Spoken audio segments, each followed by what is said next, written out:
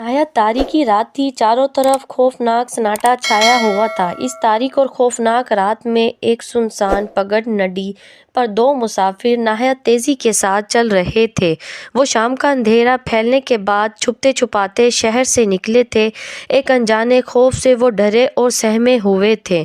इनके चेहरे पे गर्दो गुबार भरा हुआ था। चलते चलते इनके पाँव में छाले पड़ गए थे। थकावट से इनका बदन चूर चूर हो चुका था।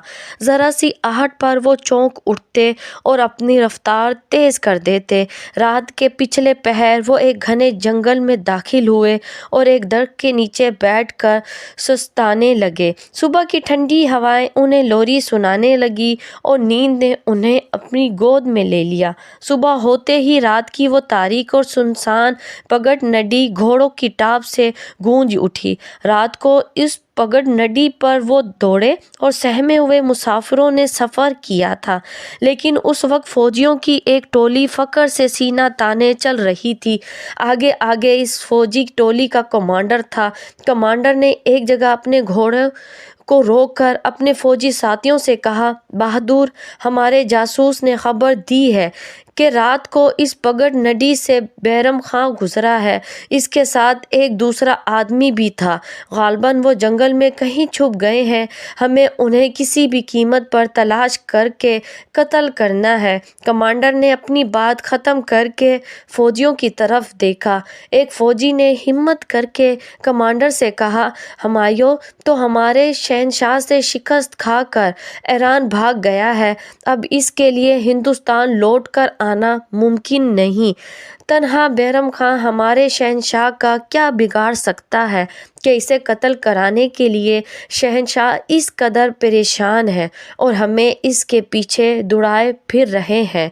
कमांडर ने जवाब दिया, दुश्मन को कभी हकीर नहीं समझना चाहिए। ये ठीक है कि हुमायूं ईरान भाग गया है, लेकिन उसके बहुत से दोस्त और हमदर्द हिंदुस्तान में अभी भी मौजूद हैं। वो किसी भी कीमत पर हुमायूं को दोबारा गद्दी पर बिठाना चाहते हैं। बैरम खां इनका रहनुमा है, इसलिए बैरम खां का वजूद हमारे शहंशाह के लिए ख़तरे से खाली नहीं। वो जल्द से जल्द बैरम खां के वजूद को मिटाकर इस खतरे से निजात पाना चाहते हैं।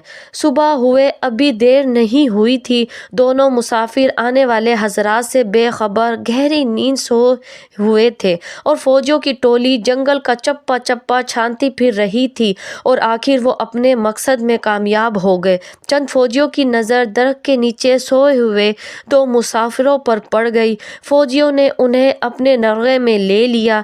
एक फौजी के जरिए कमांडर को इत्तला दी गई।